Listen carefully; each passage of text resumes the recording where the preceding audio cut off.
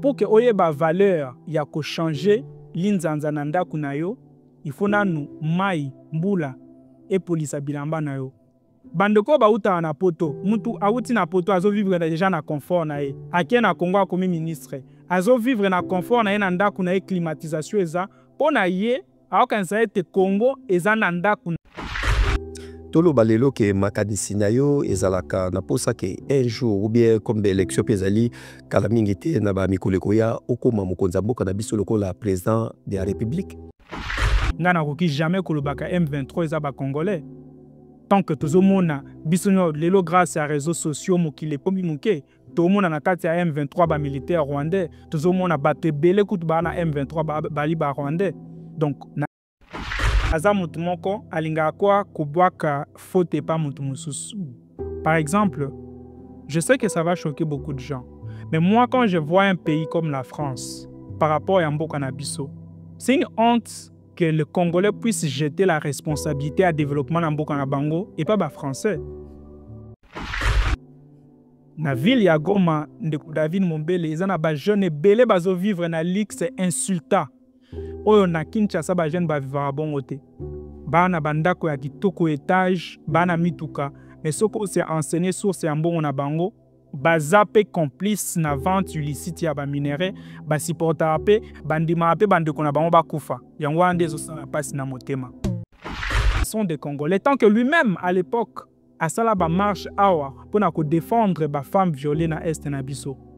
Donc on ne peut pas avoir la mauvaise volonté au point de sacrifier l'intérêt général pour l'intérêt na biso. Et puis, liboso à caméra na je l'ai dit. Ba politiciens congolais ne doivent pas oublier une chose. Et loko bazoluka ezaka Congo ya okoma cercle moko ya versement du sang. Parce que tant ozo papa ya mutu na misu na ye. Soki mwana wana akoli bokanza te ke batu bana es wana baza bazoba. Bana wana lobi lobi bakokola, bakolinga ko se venger. Finalement, nous allons assister à quelle république? Ne pensons pas toujours à nous, hein. Les autres ont battu comme un moyen de pression. Les autres ont battu des pèses, balungwe na pouvoir, bango pe baoluka peut-être bakenosa rébellion na bango. Et puis nous avons l'impression que imaginez-vous dans le luxe le plus absolu, au cœur de Paris. Bienvenue chez Lucky Passport, votre service de transport en van limousine avec chauffeur, champagne et snacks de qualité. Détendez-vous dans notre van limousine somptueusement aménagée où chaque détail a été pensé pour votre confort. Des sièges en cuir spacieux, un ciel étoilé raffiné, un écran TV dans une atmosphère intime et élégante. Profitez d'une sélection de champagne fin, accompagné de délicieux snacks gourmets pour un voyage inoubliable à travers la ville lumière. Que ce soit pour une soirée spéciale, une occasion professionnelle ou simplement pour vous faire plaisir lors d'une après-midi shopping, notre service VIP vous garantit une expérience exceptionnelle.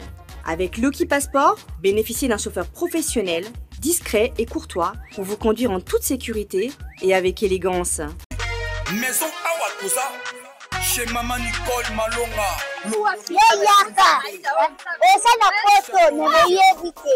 Yaka, tokisina metro, chateau ngutia. Daka yau. Oka yau awa. Ah, uzumuna kimbondo. Oh la. Paris. Jela na oyeba asaka mun daza bo asaka so mina bila metro. Paka tabu koro bo ya ta kota msanga. Bisa ngaba ba mingi. Tanga.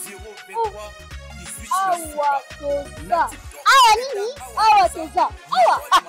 Yaka sona place de Koti. Asama na mboka Maman Nicole Malonga. Vous êtes devant Nicole Malonga Awa toza, c'est-à-dire Awa toza le magasin Awa toza au boyo par partout dans le monde. Nicole Malonga Awa toza, Maman Awa toza devant vous. Toza na Château Rouge sur la rue Custine numéro 3. Awa naza na produit spécial, ma produit oyo elongolaka attache. Tozolobela makambo matampo ba mama ba bébé belé. Ba mama bazo tambulaka na ba poudre na ba fond de teint. Nicole Malonga Awa toza awa na Château Rouge na pour na kolongola ba tampo ba mama, ba nduta ba mama, ba mama oyo baza na besoin osala taille pona kokita mamumu. Ba mama oyo baza na besoin ya kosala ba forme kalinga azala na tolo munene, alingi azala na sima munene, ba hanche munene, bipende munene. Maman Nicole Malonga Awa toza ndeka boyebi depuis 2007 na teka ba produit ya ko grossir ba fait sein mollet hanche. Voilà où est venu ça awa. Où est venu ma? Non, yo je m'en atte. Oh là là, eloko evanisaka mabala eza mpona mibali nalia na nga bambisi na barestaurant ebele naye na Mambo Galaxy nakuti poisson tala mbisi mpe ya mwana te aza minere te aza mukolo ndo bokolia yango familial botondi mbisi basangisa na crevette kaka ye mbisi basangisi ye na makemba basangisi na poivron basangisi na céleri basangisi na pomme de terre basangisi ye na munganza donc mbisi azwi vitamine baza lisusu na ngulu baza lisusu makayabu brochette oyo tobengi kamundele mayebo ndo biloko nyonso ya mboka pa Galaxy Mambo tozolia c'est Mambo Galaxy azosala pa na bana mboka.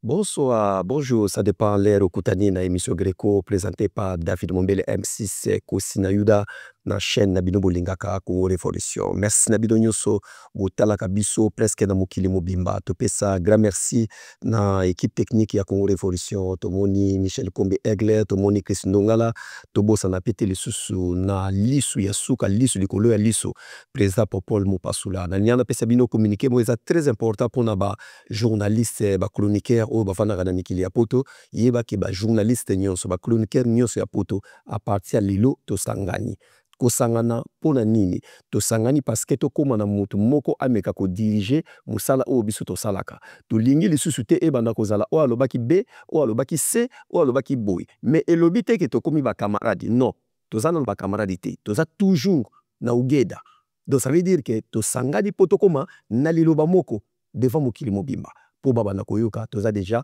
na mikili ya poto place makamunyo seza organiser po na nini te biso ba journaliste to meka kozala pe organiser voilà oza na posa te na 1h du matin 2h du matin mama zobela papa zobela problème na Congo il faut kako kino luka agence ero na bata agence bakangi oza simple zoka téléphone na yo beta mba moko tap send deko beti mba moko application oyo tap send kaka na téléphone oyo simbi wana ya yo wana okotisi yango soki ekoti mbala boko olingi otinda mbongo na Congo bandeko na biso ya Europe oyo to bavanda na mikili ya Europe soki otindi 100 euros bandeko na Congo bazwa 105 euros omoni babakisi bango ya 5 euros bandeko ya États-Unis d'Amérique Canada bino so botindi 100 dollars yebaki kuna bakozwa 110 dollars na Congo mais condition ezali moko condition ezali code bomoni wana Mombele 5 yango nde code ekofungola yo epesa yo accès babengi yango code promo donc wana à partir kombo da Mombele 5 otana facilité otina mbongo na mikili partout lingi otina mbongo na Brazzaville na Kinshasa alors na kati ya plateau lelo tokozala na plaisir ya koyamba mwana mboka Gilbert Emongo ye avandi na mikili ya Canada atikaki Canada mpona koya na mikili ya Europe po tondeka kokabola sur makambo etali mboka na biso azali politicien lelo to bengisaki ye to meka kosolola moke o ezoleka na mboka na biso mutu azalaka na mboka mibale te même nde tozala mikila poto mboka na biso soki oza congolais mboka na biso ezalaka toujours Congo alors mwana mboka Gilbert bonjour et bienvenue na plateau na biso. Bonjour David Mombele. Bonne santé, ça va? Oui, ça va très bien. Merci pour l'invitation. Merci. Biso topesio merci kolongwa distance ya Canada tiko mona Europe. Mobembo leki bien? Eleki na très bien. D'accord. Batu mpona mba liboso bazota la biso Gilbert Emongo azali nani? Bon, Gilbert aza jeune congolais engagé avant na Canada. Naza fondateur ya ba structure ebele na Congo démocratique, en Afrique, à l'occurrence, na Borfelina un peu beaucoup plus partout, dans la zone reculée. Mais na Canada, naza président fondateur et structure Babengi dynamique des nationalistes congolais de la diaspora. Et naza aussi PDG à Société par Action. Mon na Canada, incorporé à niveau fédéral, ça veut dire na ba province nyos. Ok. Vous allez la politique, ça fait combien de temps au Yambi monde de la politique? Bon, politique active na continent que na appartenir à un parti politique Mais effectivement, ça fait déjà presque 4 ans depuis que nous avons milité pour défendre l'intérêt en Mboka na biso libanda ya mboka. Comment on a eu en face de ma jeune, hein? Ça fait trop jeune, félicitations. Ma jeune, vraiment boye, la mouki pour défendre en même temps. Boni bande ko na Canada kuna baza bien? Oui, bande ko na Canada baza très bien. L'activité non sur les cas bien, communauté ça très bien structurée kuna na Canada tout ça vraiment bien. Au Canada en tant que touriste ou bien au en tant que na mission musala pour lelo se retrouver na Canada en tant que politicien. Bon, net na otoloba vision ezali pour na soutenir le développement na mboka na biso, mais na Canada na kendaki en tant que étudiant na université à Montréal et pas wapi na otanga classe nanga. Na bandina no politique activité, mais pour nous répondre na question na kendaki kuna en tant que étudiant. Tolo balelo ke makadisi na yo ezalaka na posa ke un jour ou bien comme élection pezali kala mingi te na ba mikoleko ya okoma mokonzi mboka na biso lokola président de la République. Bon, rien n'est impossible, hein? Rien n'est impossible et surtout tant tout le monde a mikolo bazosala presque soni mboka na biso et ça nadage français mon quoi loba que lorsqu'un pays, un peuple est pris en otage, la jeunesse est son unique espoir. Mboka na biso kotala makambo nyonso ezoleka ezosala biso pasi na motema et puis biso ba jeune to se poser ba question soki il faut to continuer kopesa ba boti na biso chance pona ko gouverner mboka surtout que bango eza intérêt na bango eza intérêt à population tende bazolanda. Comment na yo ozali trop jeune aux na monde ya politique lelo oyo lokola rêve na yo ou bien idée na ona mutu ezali ke un jour okoma mokonzi mboka na biso tala changement nini yo ko sala dès que yo zubo konzi mboka na biso. Bon, déjà ceux qui te pouvoir na Congo, ça dépend de la vision. S'il arrive que tu commis na Kinshasa et puis nzamba tse biso makanisi wana ya ko postuler en tant que mokonzi mboka, c'est qui est sûr ba secteur presque nyonso na Congo za okufa za musala ya makasi, mais to bana na secteur social kotala ete bande ko na biso ya Congo mobimba ba souffrir makasi. Ngana na chance, to malchance ya bosta na village, na ebi vraiment chaque classe ya population na biso ya République démocratique du Congo et puis ngana ebi vraiment nini babenga souffrance. Donc na bandi ete domaine social les domaine moko ya liboso il faut biso to banda ko travailler makasi pour permettre à toutes les couches de la population pour que ba se retrouver. Lelo to ko loba ke ndenge yo mo lobi ke obota bina village. Ah effectivement. Village ni obota. Na uti na son popo na botama na Lodja oui na botama na Lodja. Mais boza pe na mokonzi moko azali kuna no papa na biso Mende. Oui, tout ça na député Azamolo Belli na biso ya province ya Sanko surtout mingi na territoire ya Lodja. Oui, tout ça na député Lambert Mende, non seulement Lambert Mende ba député pe Belé Bazali o ba député ya mboka na biso. Lelo mboka na biso ezo passé ba moment moko très difficile to banana ngwana nanu na situation eta oleka oyo bandeko bakufi bandako ezindi na mai makamutu yo atake moto za na vision ko ba mokonza mboka nino ko lobana likama oyo ekotini na mboka na biso. Bon, likama d'abord na bandana ko passer message nanga ya condoléances, c'est pas ba famille nyonso o baza victime au drame oyo et touché bango ba perdre na mona na auto mona président de la République a auto bimisa auto loba na conseil na magistrature place auto kuta na ba autorité mususu qui a plus de 30 personnes au bakufi. D'abord mes condoléances na ba famille au baza éprouvé et puis courage na population na biso ya République démocratique du Congo bayo bavandi na district ya Tchangu au baza affecté par drame oyo, mais en même temps eza situation moko oyo ezo révolté.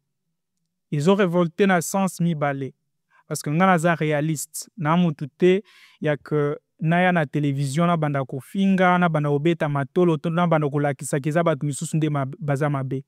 Omoni catastrophe naturelle ezalaka partout. Ata na Belgique dernièrement tout mona ki ndenge inondation salamaki na Canada n'en parle pas nami tuke benda maki vraiment ndenge salami na Congo. Et banika na Congo te.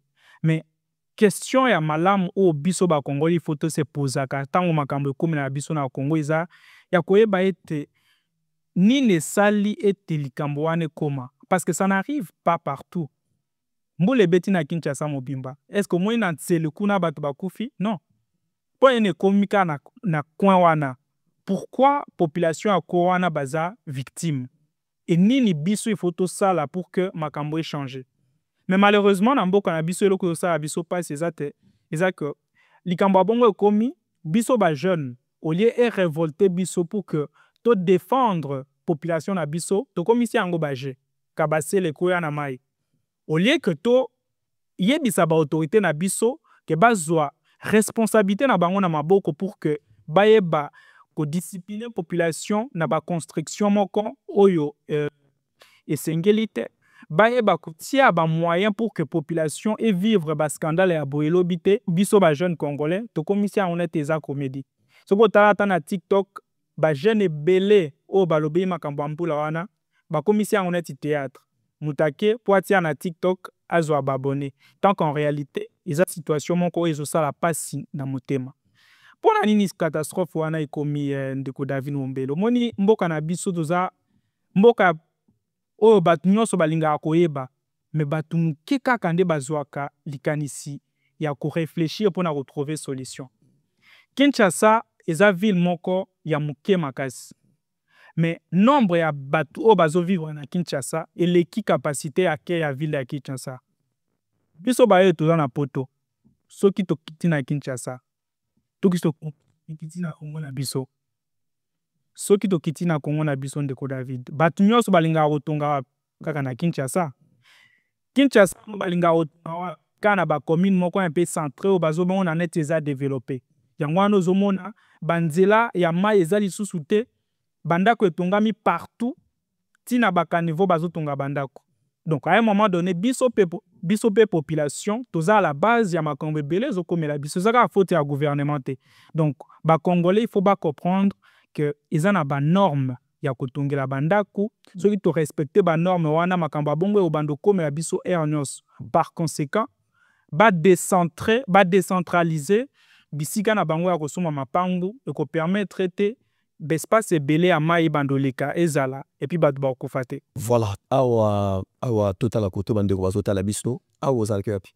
Wana nazali na Bruxelles na Parlement européen. Ok, donc ça n'est pas Parlement européen. Bon, comme d'habitude nga kuna na Canada naza vraiment très impliqué na politique ya monde mobimba neti na mois ya janvier prochain na okende na États-Unis na simulation moko ya ba jeune oyo kozala kuna na New York awa na Parlement européen mpona oyeba ndenge nini politique ya mokili etambolaka na Europe eleka ndenge nini.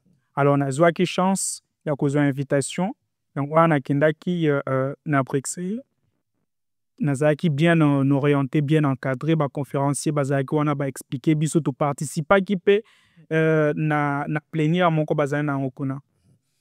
Ba nani akoki tokomona boye bato ntango bazotala biso ezokamwisa bato na ndako ke jeune congolais bayebi ba jeune congolais na loyingi na masanga na basi na baboite eza mabe te masanga eza mabe te mais conscience aboye baplace abo ozokota nani aza na nsima na yo? Motu moko te aza na nsima na nga auteur moko ya français intellectuel moko aloba que aux âmes bien nées la valeur n'attend pas le nombre d'années. Ezaka mentalité na biso na Congo nde tokanisa neti mpona kosala makambo ya minene na mboka il faut mokola agoma mokolo tant que na Congo tozo vivre inverse ya makambo bakolo bakomi bazoba bana mike bakomi bato ya mayele pour preuve bato ebele baza ba 40 à 50 ans bazo salela mboka te bazotalela nde ba intérêt na bango.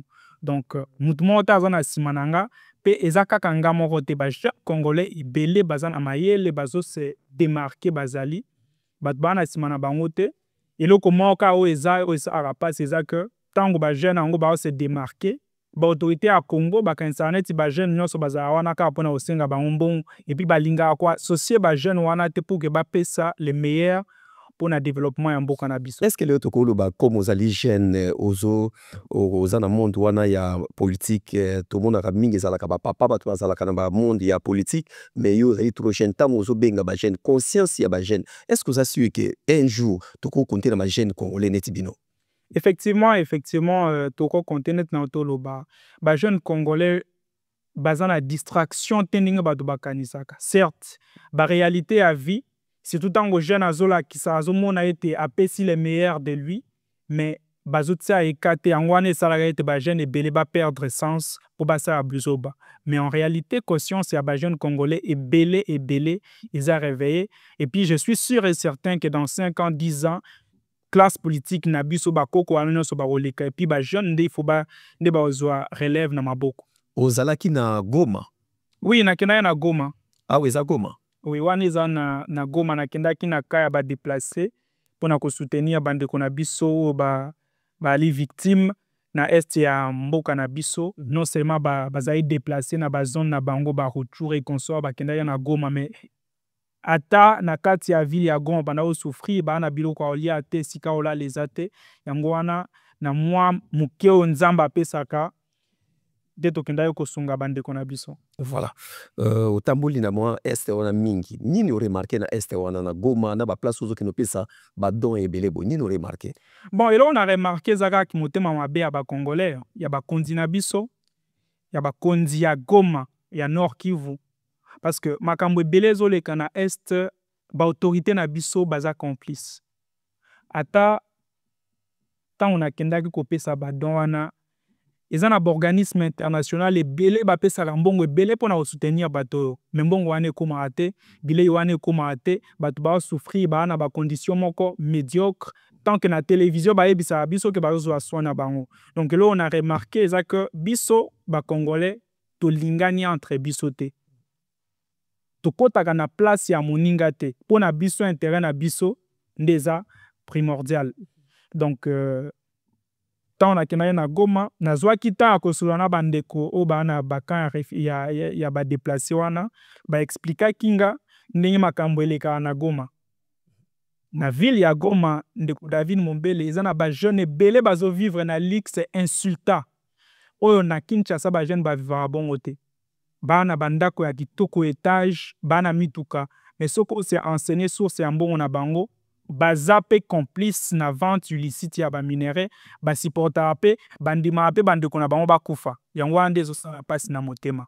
Tant toomona bakongolais baoboma bandeko na bango bakongolais mpona baintérêt na bango, mais na télévision bazoya kobima neti bacentre. Awa ozoyingola fufu?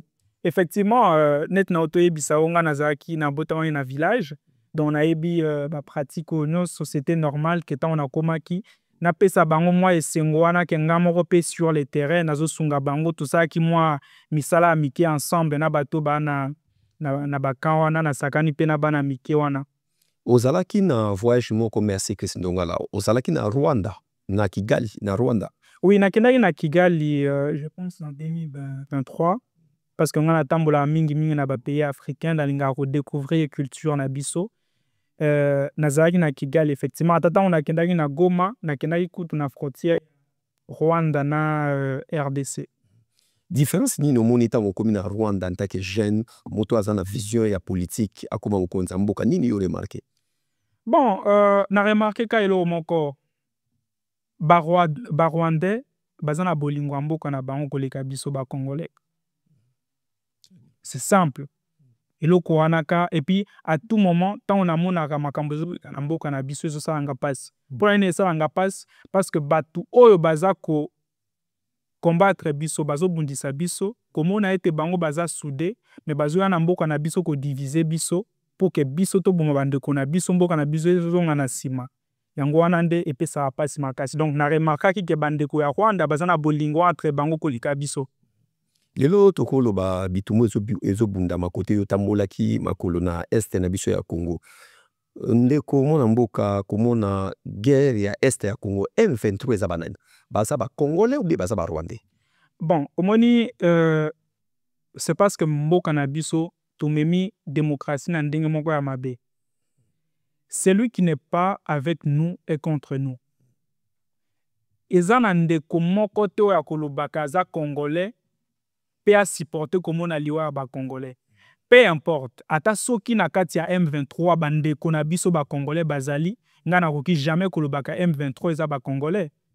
Tant que tozomona biso lelo grâce à réseaux sociaux mokili ekomi moke, tomona na kati ya M23 ba militaire rwandais tozomona bato ebele kutu ba na M23 bali ba rwandais donc na M23 eza constitué à grande partie de rwandais et ça ne se discute pas, c'est la vérité. Il n'y a pas d'explication à donner. Donner une explication face à ça, koloba ete M23 eza ba congolais eza kiza na kimotema mabe pe kimotema mabe wana nde biso to interpellaka ba kondi na biso. Omoye ndeko David Mombele mboka na biso ba depuis 1960 lelo tozo vivre na série moko ya télé-réalité. Oyo famille peut-être 500 familles de bazo diriger mboka na biso. Et puis 500 familles wana ko diriger mboka na biso ba bosani objectif ya ko diriger mboka ba komota ba intérêt na bango. Pona bango ko boma ba congolais et communauté moyen de pression pona ko lungola moninga na bango na pouvoir. Et banda ki époque ya Joseph Kabila, lelo komi na époque ya Ndeko Félix. Donc pona ba congolais ba komo kansa ti kozwa ba arme ko boma ba congolais mususu eza moyen de pression pona oyebisa moto aza na pouvoir ka lungwa. Tant qu'en réalité ça n'a aucun sens. Donc, il n'y a aucun groupe rebelle ou cause de la groupe ya ba congolais à partir du moment où ba rebelle ango ba olo ba ke ba libérer mboka na biso tant que bazo boma bande ko na biso. Nini rebelle a kozwa e pas mwana muke ya 16 ans ya mwasi oyo alungwa Ruchuru po ya na Goma aya kovana na Goma parce que bitumbeza na Ruchuru akomi na Goma rebelle aye abomie ko boma ende kolungola mutu na pouvoir na Kinshasa non. Koboma ende ko changer vie sociale ya ba congolais non. Est-ce que le tokolo ba mona mboka lelo tokolo ba ke ndeko nanga azo ya pour libérer ba congolais ou bien azo ya ka le même style oyo Kabila le père ya ki na ona ba rwandais après ebote la biso ba problème toi non. Et ebote la biso ba problème ça c'est d'abord un ndeko nanga azali congolais jusqu'à preuve du contraire azan ndeko na biso mais ngana loba chaque jour olungoli ba intérêt privé na bango. Ozui gouvernement ya Congo ba trouver solution ba dialoguer na gouvernement rwandais ozui bango okitizi bango na table de négociation otuni bango nini bino boligi ebele ba ozanga biloko aloba. Donc ndeko nanga za ndeko na biso congolais il n'y a pas de libération oye utaka na koboma to na koverser makila ya bato. République démocratique du Congo est entourée par 9 pays voisins. Ils ont libération. Pour nani batunyo so bakenda ka na est. Pourquoi pas na ouest? Pourquoi pas na à Brazzaville na Angola? Pour nani ka na est. Ezaki motema mabe to yebiete na est mboka yo zo bundisa biso makasi eza Rwanda na Uganda et puis bango bazo s'allier na bango pona obuma population congolaise a penser que za moyen à pression bango wana ndezaki motema mabe. Donc ndeko nanga zo ya ko libérer mutute ndeko nanga aza congolais aza libre. Pe batu o bazana ndeko nanga soki penza bango bazana posa ya ko libérer. Moi je pense que c'est simple. Ndeko nanga batu bele to kobo yango lelo te batu bele peut-être balingiye batu bele balingiye te. Est-ce que congolais o azo linga ndeko nanga na vanda wana take journaliste congolais azo sepela ndeko nanga yaka azo lobaka na sima ya pasi na sima ya nzala na sima ya ke alembi. Est-ce que eza na sens wana be baza vraiment na besoin ke ba libérer bango? Bazolo bana sima émotion moni congolais malheureusement surtout biso ba jeune tout le monde a opportunité à développement ka et pas en tout azali une opposition yango ano monaki depuis 37 ans bazali na sima ya UDPS parce que bazali une opposition lelo soki connaît nanga koti na pouvoir mutu mususu ayi ko opposer ba congolais ba soutenir mutu wana donc ezana sous émotion baza libre. Un état démocratique, nous avons la possibilité à soutenir mutu oya lingi, mais baye ba ke makile a peuple congolais et ko bossa na une histoire. Mutu na mutu aza face à conscience nae. Il n'y a pas un moyen. Ce qui ndeko nanga jusqu'à preuve du contraire na otolo bazali congolais. Mais lit ya libération à Corneille Nanga. Biso tozomona na ba internet, na ba ville o eza déjà libéré par bango. Pour une bazo continuer ko boma bato. Sur la libération. Et puis, Batu Oyo, je m'excuse de le dire une fois de plus, parce que Kinshasa des offres de développement en Bokana Biso. Bajan et belé à Kinshasa, ou bazo rêver na sens wana. Babo sanakate ke maye landa akandila nango. Baka insate ke ba rebelle wana soki ba komi na Kinshasa ba oloba ete ba congolais ba na Kinshasa baza spécial to koti déjà na Kinshasa to tik. Na ndenge moko ba oboma batu na est. na ba ville oyo eza libéré par bango entre parenthèses ntango bakokóma na Kinshasa bakosala eloko moko et puis biso moko nde tokozala bavictime biso population oyo tozozanga eloko ya kolia esika ya kolala biso moko nde tokozala bavictime bakoboma bandeko na biso. Donc dans un état sérieux, moi par exemple nana makambo ebele je reproche au gouvernement de Kinshasa, mais je ne peux en aucun cas supporter que baya ko fragiliser l'institution na biso tout simplement parce qu'un groupe de ya bato oyo baza mécontent na gestion to na likambo moko boye bazoya na rébellion. Ça ne se passe pas comme ça. Toi na mboka moko eza très structuré, soki toya na posa ndeko Félix alongwa na pouvoir, la République avait déjà tracé de choses. Il y a un processus à suivre. Parce que bandeko na biso ba politicien ya mboka na biso ndeko David Mombele bango po na bango moyen de pression pour ça makambo rapidement pour na ko prouver mutu yango wana ndeza pour libérer peuple. Ça ne se passe pas comme ça. Est-ce que ndenge toza boye na mboka na biso avant na koma na mutu na nano bozotambola bozokota na ba parlement européen bozokota na ba place minene ozovana na Canada ozotambola mukili mubimba ozotambola pona makambo etali oluka solution un jour tango okoma mokonza mboka na biso président de la République okotambola na ligne o mindele basalaka politique nini. Est-ce que politique o mindele basalelaka ezaka o biso salelaka eza très différent. Déjà na Congo soko ye na réflexion mo boye je pense aussi oyoka déjà oyoka bato bayebisa o na politique ekenda abongo te na République démocratique du Congo politique na biso eza politique ya manyama. On a normalisé les choses qui ne devraient pas être normales. Pour na biso politique eza koboma politique eza kozala mayele koyiba kozala kozana ba stratégie moko ya mabe kozala changeant kondima ba négociation. C'est ça la politique na Congo.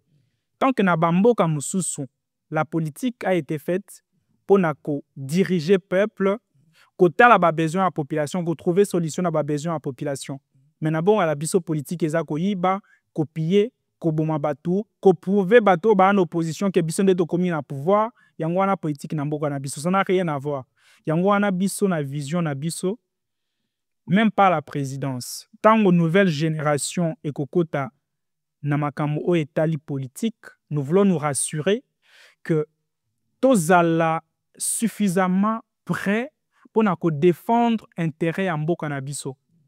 Tango na oloba ko défendre intérêt ya mboka na biso ndeko David kaka na mboka na biso nde to ana ba autorité o bazoka insaite développement ko utaka na libanda kaka na mboka na biso omona par exemple depuis to botama ba ibisa biso Congo eza scandale géologique eza na ba minerais ebele ba matière première ebele mais tout ça ata na entreprise moko te oyo esalami na Congo pona ba congolais soko otoni ba politicien na biso ba yebisa yo ba multinationaux balingaka koya kosala epa na biso te. Mais qu'est-ce que nous faisons? Est-ce que biso leo tokolo bake mundela yini biso ou bien mundela lembi biso ou bien mundela alingi congolais te? Non, congolais a milingi te pe congolais aza mutu moko alingaka kwa kubwaka faute pa mutu mususu. Par exemple, je sais que ça va choquer beaucoup de gens, mais moi quand je vois un pays comme la France par rapport à mboka na biso, c'est une honte que le Congolais puisse jeter la responsabilité à développement dans mboka na bango et pas ba français. La France, c'est un petit pays. La France nous a donné la possibilité pour que ba étudiants, ba jeunes Congolais, ba ya na poto ba yi kolaba tanga classe. Qu'est-ce que la République fait de nos jeunes? Ba politiciens na biso ba kanisa ti ba jeunes ba adversaire na bango, pe baza ba bouc émissaire na bango. Po baza ba produit moko bango il faut ba utiliser na ba campagne na bango to na moyen à distraction na musique. Qu'est-ce que nous faisons? Dans yo oza na kibokonzi, oza ministre ya tutelle, oza na domaine moko, ozo boya kotinda ba jeune ya mayele baya koyekola, ata ba téléphone auto simba o ndeko David. Eza 100% congolais. Ba iPhone o, matière nyonso ekotaka na iPhone. E uti na Congo na biso te, hein? Siko nini ezopekisa gouvernement na biso eza te ke tokende kosenga bato baya kosala epa na biso batinga ba jeune conscient bakende na poto koyekola uniquement kosala ba téléphone nini ezopekisa biso. L'Occident nous a donné beaucoup de possibilités. Aujourd'hui biso tokotika aka na phase ya koloba ke bango nde bazo exploiter biso, mais qu'est-ce que nous faisons de nos matières premières? lelo namonaki dernièrement pas plus tard que 3 semaines to 1 mois mwana moko ya député moko Willy Suki Bakonga ake na Tesla na Kinshasa. Mais il fallait voir. Donc bato bakomo zwa mutuka wana tellement extra bazo seka, oubliant que c'est le sang du peuple congolais. C'est l'expression même ya makile à peuple congolais. Les vrais jeunes devraient se poser des questions pour savoir moyiba atasoka azoyiba akoleka mukolo eloko te. Toza na ba matière na biso. Depuis 1960, lelo tosali na ba matière na biso. Envoyer les étudiants pour qu'ils apprennent. Est-ce que biso toza batu moko toki kobanda kolela mikolo yo na 21e siècle? Est-ce que lelo tokolo bake tozalaki pressé à besoin indépendance comme si toza na niveau ya pays moko te tozala libre, il faut ba diriger biso comme si toi qui pressé à besoin indépendance en 1960. Eza koza pressé te problème ezaki motema ya mutu. Le mal avec les politiciens congolais, eza te ke ba ebité. Mais bazande na motema mabe ba boyi kotia en pratique makambo bino nyoso boloba kaka bonya débit wana ozoloba bien po ba ndeko musu bato bazana bokonzi mais tant ba kopesa au place ngo zwa au changer notre discours bo banda ka marque wana yoko tu bien ngo po bandela ngo trop jeune. Donc vendre sa main douce agricole na mutu yuso bande la politique trop jeune pe vision ezaka okoma président okoma mukonzi mboka ya ona tuni. Est-ce que tozaki précédé ya aux indépendance? Bon, tu as précédé aux indépendances parce que les 60 ans après, ceux qui te ont pressé, mais les Tolinga to vivre makambo ya mabe oyo kana début na biso. Après 60 ans, même ceux qui to banda ki na élan ya mabe, Tolinga déjà tout s'est stabilisé. Eza ki motema mabe. Congolais alingi moninga na e congolais te. Et puis to comment vivre na forme ya colonisation mususu. Bato ambon de bazwa ki indépendance na Congo po bazoyi baba osala makambo ya balingi. Bato ya mobola bazaka ka coloniser ti lelo. Pe colonisation ya mabe makasi koleka. Oya ke n'époque ezaki mundela banako coloniser mutu mwindo. Mais na Congo mikolo eza colonisation oyo congolais azo coloniser ndeko na ye congolais. Donc le pays en réalité n'est pas indépendant. Il y a une indépendance na classe monkoka ya bato ya riche. Tozwa ki indépendance tôt, c'était pour de bonnes raisons. Mais kaka après indépendance, même pas une année, ki motema mabe, Congolais alingi kaka ye azala. Yango wana mona ata ba politicien na biso zo katinga te o ba en opposition, bakoka kopesa ba proposition na bango te pour ke mboka ekende liboso, pona nini bazana posa kaka ezala bango bakoma na pouvoir pour que basala pour bato babetela bango maboko. Tant qu'en réalité ce n'est pas ça un pays. Un pays ezak que naza d'accord na gestion à David Mumbele te. Et puis, na la télévision, na lobby, na secteur où il faut faire ceci. Mais opposant à biso bazana na proposition te. Nous avons pris l'indépendance, c'est une bonne chose. Et là, comment au biso ba Congo, il faut tout changer. Izaka kamite mana biso. Tozala na bolingo ya mboka. Bolingo ya mboka, ils comprendre que bande ko na biso ba kokufa te pour na intérêt privé na biso. Ceux qui toi na posé à pouvoir, cherchant d'autres moyens, on ne peut pas tuer les innocents. C'est ça. Lelo tokolo ba kovanda ndenge tozana mwana mboka Joseph Kabila na mboka na biso yo eza danger pour na ba congolais. Il n'y a Joseph Kabila bongo. Il n'y a aucun danger. Il n'y a aucun danger. Joseph Kabila, jusqu'à preuve du contraire, aza citoyen zo vivre na mboka na biso. Tango Kabila longwa na pouvoir, il a fallu ce qui tomona kazaki dangereux, il a fallu faire en sorte que Joseph Kabila soit arrêté. Il n'a pas été arrêté. Joseph Kabila ne freine aucun ministère pour que basala makambo malunga na mboka na biso. Na mona danger te. Danger na zomona. Eza tango to komi net na concurrence moko boye akolakisa batu misusu ke biso pe to komi na pouvoir il faut to sala boye. Pe tango batu wana ba okoma na pouvoir baloba ke batu ya par exemple IDPS dans bazali na pouvoir ba monisa biso passe biso pe il faut to lakisa ba on ke to komi na pouvoir. Distraction wana bêtise wana ndeza mabe. Joseph Kabila azaki président, peu importe makambo oloba na kombo na ye, azaki président apesa ki pouvoir et pas mwana mboka. Aza individu jusqu'à preuve du contraire, président de la République ya mikolo sokaza na posa kangaye a okangaye. Donc na mon a danger moroté et déjà depuis que président aza na pouvoir, Joseph Kabila à tout moment aza libana mboka. Lelo to koki koloba ke eza obligé ou bien esala maka na mboka na biso. Moi, papa ya Intel, azalaki a travaillé na Mobutu. ye wana na gouvernement ya Kabila le père ye awasa lisusu papa wana lungu il faut bana wana ba remplacer nena comprendre eloko moko nini se passaka na Congo bakonzi oyo ya biso toyebaka bango kaka bana na bango il faut ba remplacer na ba place wana na ba poste wana basalaka siko biso bana babula tova na mboka ondenge nini. Réponse est simple. Biso bana ba pauvre toza na makanisi ya bana ba pauvre to réfléchissa musika te toza na matolo yango wana esaka ete na royaume ya ba aveugle mutu aza na lisu moko nde aza mokonzi bana wana soki bakomaka na possibilité ya kozwa relève basala na politique na baposte ya bapapa na bango c'est parce que jeunesse eza na distraction mais eza comme injustice eza injustice te papa jeune congolais aza a mesure ya kobeta matolo mpo na intérêt privé na ye mais soki amoni jeune net ye oyo aza na baide ya malonga omoni ata neti tosala bémission boye eza na bajeune ebele bainkosia baobima mpo baloba oyo awuti lisusu wapi kozala na suki nde ekomi mayele elonda na yo eloko na pe elobama mingi ya domoni na Congo ekomi so botiki suki boye effectivement ekomi bata mayele effectivement donc pour un jeune congolais il ne peut pas soutenir de bonnes choses pour moi naza mwana ya te pour moi naza mutu ya mbongo te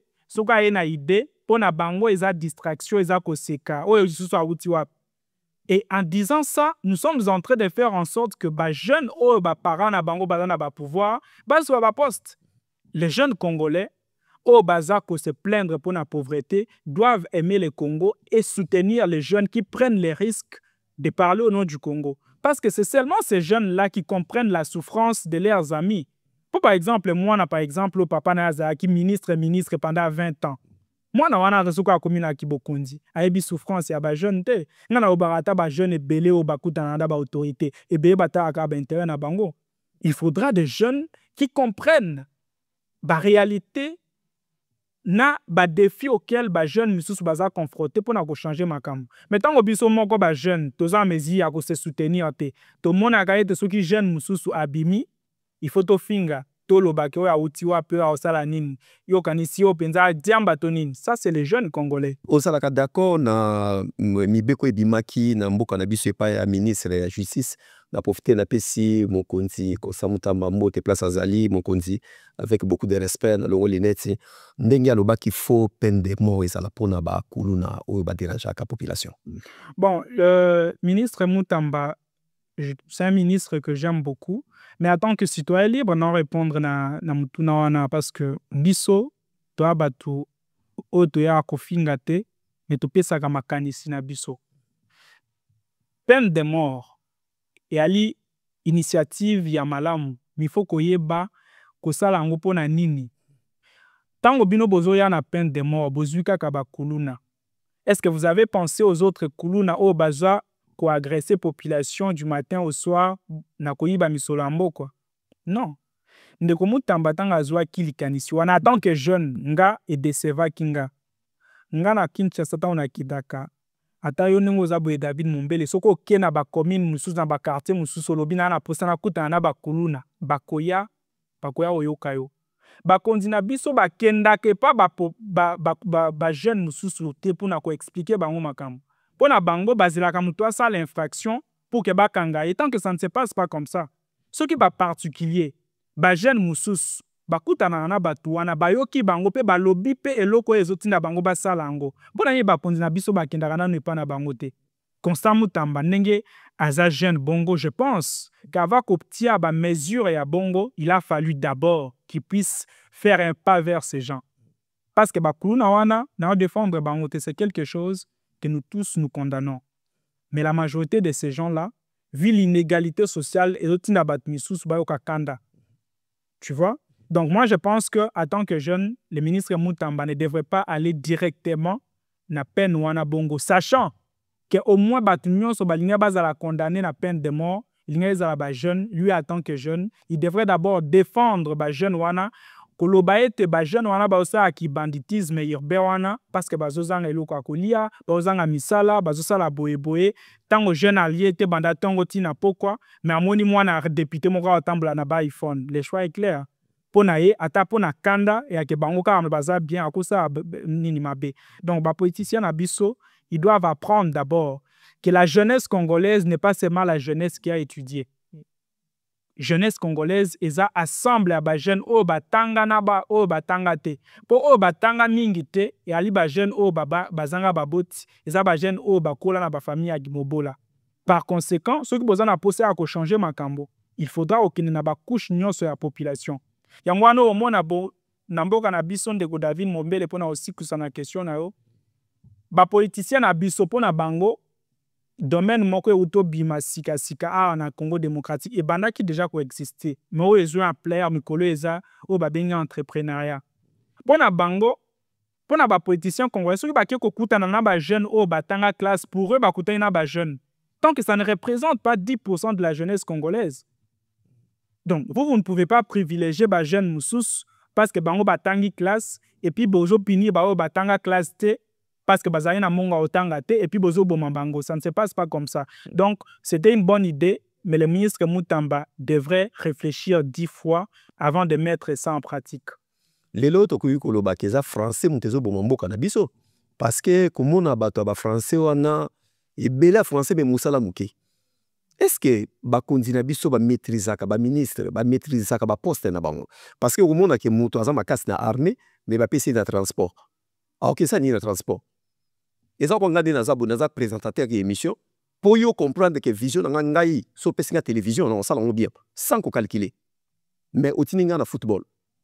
Otininga na sport, na judo, otininga na boxe. Est-ce que bakonzi na biso ba maîtrisaka misala wana parce que la plupart o baza na gouvernement na biso ko bosa na te bazaba na poto.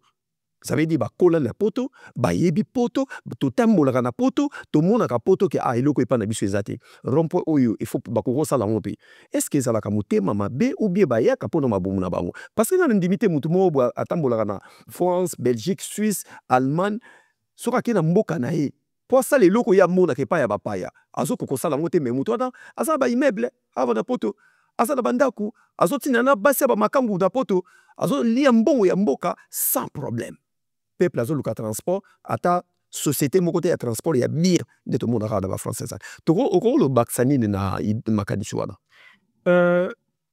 Omoni de David Mombele pour on a utilisé poste. Oui, na mboka na biso so ebisi mutu que aloba lisusu genre so ebisi mutu ka aloba français te bien te pona eza ofingie. Maye leza koloba français te. C'est pourquoi na linga bamboka africain misusu neti ba Sénégal o baloba na monoko na bango babara. Pona koloba pona répondre na question na yo. Kovana na poto elakisite ke mutu akoyi na mayele. Ebele bazali ba compara awa, ebele bazalaki ba préposé ba aide de service awa ba ke na Congo ba komi ba ministre tout simplement parce que bazalaki na relation moko boye na mokonzi ya mboka. Et puis bato ba bomi mboka na biso. Eza ba Kinois na biso bato tozo uta na diaspora. Bata ba bomi mboka ba Kinois na ba oto uti na diaspora. Ba Kinois po ba Kinois ba kanisa neti Congo eza Kinshasa. Po na bango soki makambo eleka bien te na Congo ba ko tumba, ba ko yiba, ba ko saccager, ba ko ça n'importe quoi. L'essentiel po na bango ba se sentir à l'aise. Biso batu ya poto ata ba rebelle ebele ozomona na est wana soko tayi na groupe na bango batu ya poto batondi. Biso batu ya poto tokanisaka ete soki to wana poto sele toleki batu ya Congo na mayele. Tant que ça n'existe pas, il n'y a pas cette théorie qui s'accepte. Biso batu ya poto tolingi mboka te. Et puis pire encore ndeko David Mombele. Ndenge nini mutu akoyeba douleur ya mutu tant qu'à vivre na yete. Pour que oyeba valeur ya ko changer linzanza na ndaku na yo, il faut nanu mai mbula et polisa bilamba na yo. Bandeko ba uta na poto, mutu auti na poto azo vivre déjà na confort na ye. Ake na Congo akomi ministre. Azo vivre na confort na ye na ndaku na ye climatisation eza pona ye aokanisa ete Congo eza na ndaku na ye. Po ye aza bien aokanisa ete ba Congolais nyonso bazo vivre bongo. C'est ça le problème. Ba français batuo baloba français na mboka na biso nde babomi Congo na biso. Soko moni bango na ba télévision saka en vertu de l'article. Le président de la République a fait ceci.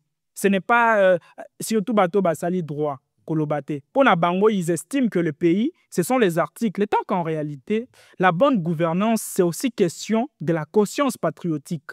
Il faut tozana bolingo mboka. okoloba na au français mais soko olingi mboka te, ça va nous amener où? Okoyeba na au texte, la constitution ce sont des écrits, bato nde bakoma yango. Mais na Congo, ba journaliste, batu ya droit, batu ya lettres, batu ya médecine, pour na biso, mutu soka omoloba français, pour na ye ako déjà ko diriger mboka na biso à cause de la député, yango wana mona ke be na Assemblée nationale basa eloko te. Est-ce que oyebaka ke ndenge tovandaka wana na Assemblée nationale makambo balobaka oyebi ke mama mususu avandaka wana nande bobani koloba bososo ba décision pour na mboka nande aussi lisi koloba oyebi ke ayoki ne français wana te.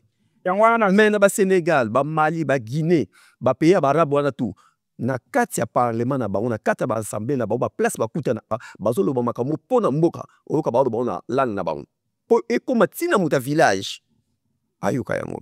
Mais yango wana David Mumbe yango na otoloba wate na Congo tosalaka makambo mpona ko prouver intake na assemblée wana il faut na loba français ba mona na député mo boye, je ne suis pas contre ça. O nazwaka façon na ya koloba neti comédie. Un député mo boye aloba ba mot difficile, ce n'est pas ça. Nous n'avons pas besoin de tout ça. Et ça, moyen de communication parle dans un français simple au batuno so ba oyoka. Mais na Congo ba député na biso ba kenda na assemblée pour na ko prouver que ba on ba yebi koloba français. Yango wana na félicitaka ndeko Eliezer, oyo aza parmi les seuls députés congolais oyo bazwaka mingi maloba na Assemblée nationale na Lingala. Donc ce sont des exemples à suivre et c'est comme ça que les choses doivent se passer au pays. Siko tozoke na biso na ko chité, merci Chris Ndongala na rappelé bino que ba journaliste nyonso ya France o bavanda mikili ya poto Belgique, Suisse, Allemagne, réunion moko ya kafu ezo bongisama pona bino nyonso boko maliboke boko ma place moko bientôt bako pesa bino ba communiquer wana. Alors bino ba diaspora elo ni bino bosala pona mboka contribution na bino na mboka na biso esanini parce que sotali diaspora congolais na ya malien na ya Sénégalais, bah vivre vie mon côté. Bah ça la peut manquer mon côté. Voilà. Nena otoye bisao, la seule diaspora na mokili oyo. Je pèse mes mots.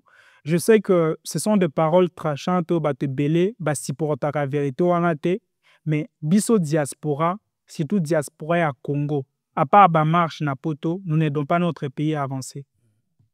Yango wana à l'époque ngata on a banda ko landa nani ndeko mo boye afingaka bato belé awaza combattant comme on a ya na bosani c'est les unes te aza papa mo boye si c'est voilà Bokecho avant à tout moment que na banda o tala ndeko wana banda opesanga kanda mais c'est après tant on a 8 ans ko banda ko yoka ide na ye te na yo comprendre que c'est un monsieur qui dit des choses vraies et réelles, tu vois.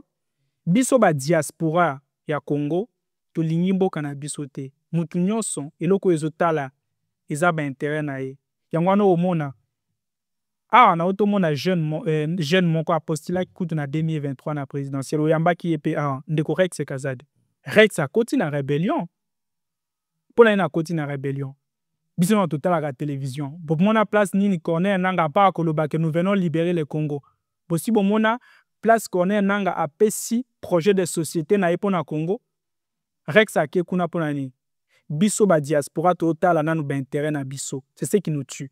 Mususu Stéphane Mukumadi azali gouverneur na province na biso ake na rébellion pona ni ndeko Frank Diongo abundisa Joseph Kabila depuis 18 ans ake na rébellion pona ni parce que ba ke kuna bakutani ke Joseph Kabila pe azakuna ba lobanine ke toyeko soutenir muto to banako opposer na kala. Donc, biso bato a diaspora, dotika ki motema mabe. Les gens qui sont au Congo souffrent déjà. Ce n'est pas à nous d'avoir la mauvaise volonté à kola ki sa yete to limito kende libérer bango tant que to kende pona intérêt na biso. Pour preuve, le même qui a opposé Joseph Kabila depuis très longtemps, baza le même ba komi na pouvoir les noms bazo sa lelo ote. Ba bato a diaspora te. Donc, biso diaspora na biso sungate. Atam pona makambo ya développement na Nigeria.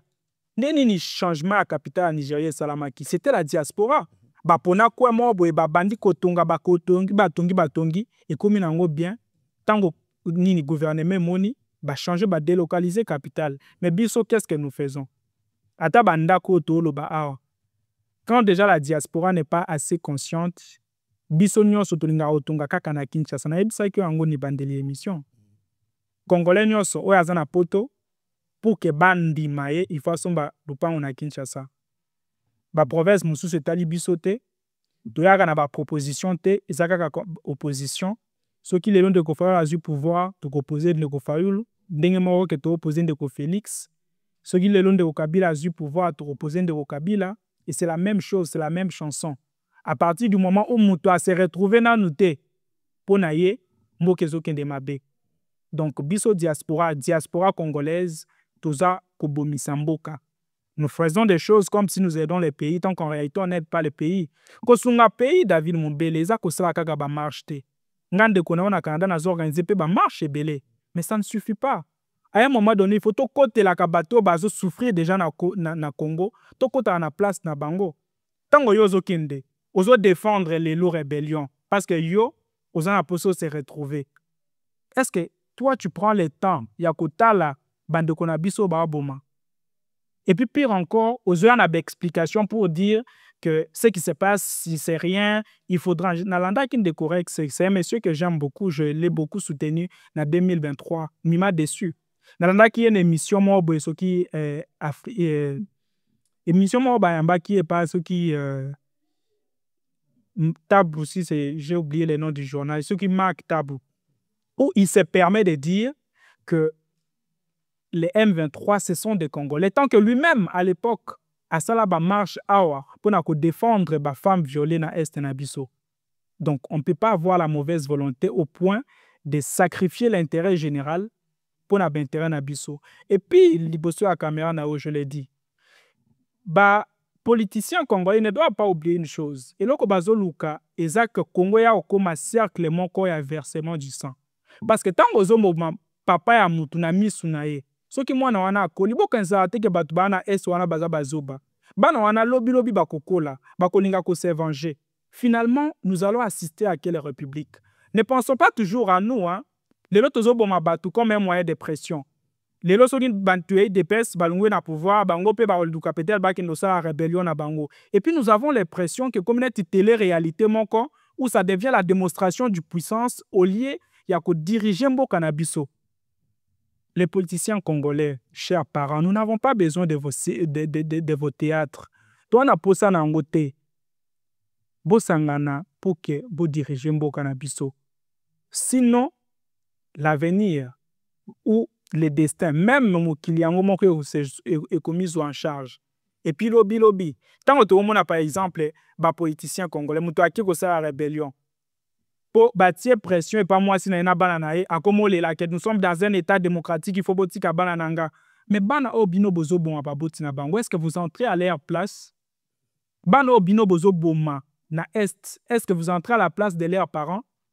Donc à un moment donné ba français na biso et comme ça biso bazo baté et puis bato bazo lo baté ndeko David Mumbele et kanisi et lobité que bato ba lo baté ba yebi ko lo baté. Comment les politiciens congolais ba kanisa ate ke po bango bazolo baseke bango nde ba na mael to bango ba zwa minduki seke bango kande ba yebi ko zwa minduki ezana bato belé batanga na poto o bakoki kokena bato ba fabrika pe minduki na ba bombe na mboka na biso te basali makanda. Est-ce que bino poto suka na biso awa bino bat bozo tanga na bozana ba université bino bozo tanga est-ce que botanga ka ndenge moko na bana mindele ou bien bozana ba ko mosusu bozaka bloqué awa yo ko koma na secteur ote secteur moto muinda ko kotangote? Le secteur est belé, par exemple, la chimie atomistique. Au par exemple, la Russie, c'est tout quand tu viens de la RDC. Il faut soit comme citoyen russe, soit aux résidents. Les États-Unis d'Amérique, tu ne peux pas apprendre comment on fabrique une bombe atomique directement en tant qu'étudiant étranger. Ils en ont domaine belé batia ba verrou na poto yango no mona ba belé ba ya koto na poto zaka ba droit ba communication ba administration ezate ke ba na posa otanga te mais parce qu'il y a beaucoup de domaines qui sont verrouillés ata médecine ya pamba soko uto koma na poto tu ne peux pas faire directement la médecine yango wana je lance cet appel aux politiciens congolais ata président de la République prenez la jeunesse comme votre allié botika kozwa ba jeune net bato amatolo vous êtes là parce que nous sommes là. Prenez le temps, tant au président de la République, Ayaka na poto. Botika kosa a culte à personnalité koyembelaye. Laissez le temps au président de la République, yakokuta na ba jeune congolais. Très bien. Oyo peut-être ba komi ba citoyen na bamboka oyo. Koyebisa bango ke mboka na biso eza confronté na makambo ebele. Ba pekisa biso à l'époque osomba minduki bino boza koto na poto boye kola po ke bozonga na mboka na bino bokende kosala makambo. Mais président de la République, pour écouter un jeune des habitumba. Na monaka ata dernièrement, tango autokuta soki na nini moko to moyen na ba Didiston, ba jeune étudiant ba ngiba solo na président ba to bazo pekisa bango. Donc, nous avons un pays où les gens qui sont proches du président de la République pensent que tous les jeunes sont là pour na kosenga mbongo. Tant qu'en réalité, il n'y a pas de gens qui peuvent aider les présidents de la République plus que les jeunes. Utilisez la jeunesse. Tant que vous avez là. Léon Nayoka qui dernièrement qui est signé dans les États-Unis d'Amérique pour la sécurité na biso pour exploiter matière première na biso. Mais ça sonne. Il y a des jeunes Congolais qui sont en Amérique qui peuvent apprendre ça facilement. Ils peuvent fabriquer ça sur place. Mais le président de la République sont aux États-Unis, il faut voir. Question hier nga mingi na mutu na ngana tunda pour diriger mboka ou bien pour mboka bakonzi basala bien esenga mutata nga classe belé ou bien esenga ka bonne volonté. Et ça bonne volonté mon frère. C'est ça que j'ai dit au début. La bonne gouvernance, c'est aussi question de la conscience patriotique. Bolingo pe mboka. C'est très important. Donc Koktanga classe belé, ça ne dit absolument rien. Pour par exemple, ngana sali par exemple études d'ingénieur. Na comme président de la République. So il n'a par exemple na tangi makas na ba doctorat na makambo ya kimason. Ya on est na okedosa na présidence de la République, non. So il n'a par exemple les mathématiques. Na comme président on est na okendotia en pratique, non. C'est d'abord qui bolingo ya mboka parce que le président de la République en soi, il y a un Timothée mais batmisu sunde basalak. Yangwano mona ba ministère ezalaki belé. Toi na posé à président de la République azala fort na ba domaine nyonso te, mais yaza na bolingo ya mboka pe abana kopesa ba orientation na ba domaine nyonso. Oza d'accord ndeko moko place azota la biso bien mama moko azana besoin apesa don apesa biloko yo pesi ngai toucher nga vraiment komona na âge na yo limbisa ngai oza vraiment jeune trop jeune mais ko déplacer ko keneti na moment ya bitumba ko pesa biloko na Goma ko pesa ba biloko na befort na yo pi ozwe pa ya motu te soki ndeko moko awa na France na Europe mobimba bazana biloko bana mingi bazaba balata ba basket ba bwaka mona Goma tambola kasa lipapa na makolo basana bilamba te bana musuba tambola elamba ezali te mama moko bazotambola na liputa moko soki ndeko moko atuti sami na nzela ya télévision na biso pona ko pesa biloko ya zana ngo awa na mikili ya poto po ekende Goma ou bien ekende na est na biso ezali possible. Oui, ezali possible pour na oloba ela na bandeko ba yamba inga kuna ndeko Nadia o na pesimbo tena ndeko Deborah ba libasi o ba bunda makasi na Goma pona o défendre l'intérêt ya bana basi na bato bana ba sites elo na wasa eza pesa o peut-être numéro na bango pour que bato ya poto ba communiquer directement na bango parce que ngana lingi tena ça la partie ya ba escroc ba yaka awa na kombo ya bato ya Goma ba zimbongo ba lié yango. Mais au moins, ceux qui m'ont attendu $10 na ye à cause de la image, attend na combo na ye na polo que ye à soutenir Batouana.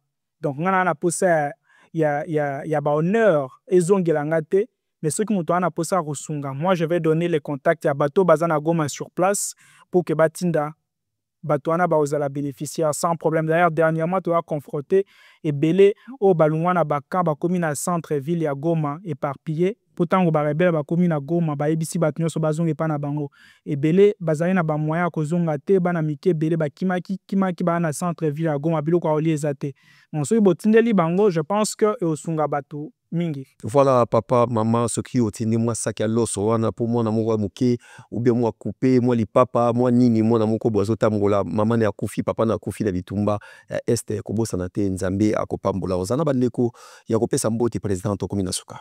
Bon, nous n'apprécions merci pour l'invitation. Dans cette émission, sans que na dédicacé de Aristote qui t'emballa ou abomisi nzemonae yasika. Et pourquoi pas oublier ba jeune nyonso baza ko soutenir vision autoali na ngona Canada au tobengi structure tobengi dynamique des nationalistes congolais de la diaspora en amoni ndeko Maître Samuel Emongo, namoni Madame Christiane, namoni ndeko Olivier Poyi, namoni ndeko Prince Nankomo, Gustave Chen Exaucé, ndeko Shadrach Ndibu, batu baza tellement ebele na kwa cité bango nyonso te, mais je pense que pour l'intérêt ya mboka tozalaka uni, tout ça la makambo. Et puis eloko moko to prévoir, je pense que si tout va bien, na retour nanga awa makambo nyonso oza déjà mis en œuvre. Festival du Panda toza organiser yango na commémoration ya indépendance ya République démocratique du Congo koza na Canada na Montréal oza na parc toza ko mettre nyonso en œuvre pour que makambo wana eleka nango na ndenge oyo esengeli. Merci bandeko botali biso presque na mokili mobimba. Grand merci na bino bopesaki biso temps ya kotala biso pona mboka na biso. Soki tolobeli mboka te nana kolobela na place ya mboka na biso Congo. Événement munene ezali na mboka ya Poitiers ezali organisé par tonton Bokelo oyo bazo bongisa milulu ya minene kozala hommage ya papa na ye artiste musicien Johnny Bokelo oyo atika biso mwata mulai do na mboka ya Poitiers milulu moko eza kobongisa makuna. Rendez-vous le 24 mai na Dôme de Paris dans Palais des Sports, même Salwana avec l'artiste musicien héritier Watanabe. Grand merci na manager ya émission oyo Christian Luko Kipoto na poto Tobo Sanate na réalisation ezalaki Chris Ndongala Chris l'éternel Mvandu place aux alliés. Merci na yo, merci na musala kitoko na kombo ya Michel Kombe Aigle Royal tokutani mbalasima kimia na mabota na bina. Merci. MK Royal Studio, spécialisé dans la production audiovisuelle. Nous faisons vos clips vidéo, vos pubs télé et radio. Aussi, nous couvrons vos événements dont vous ne voudrez en perdre aucun souvenir. Anniversaire, mariage, retraite deuil et tout ce que vous voulez. MK Royal Studio, 35 Boulevard Anatole France, 93 200 Saint-Denis, plus 33 75 36 10 10 3. Et nous sommes MK Royal Service.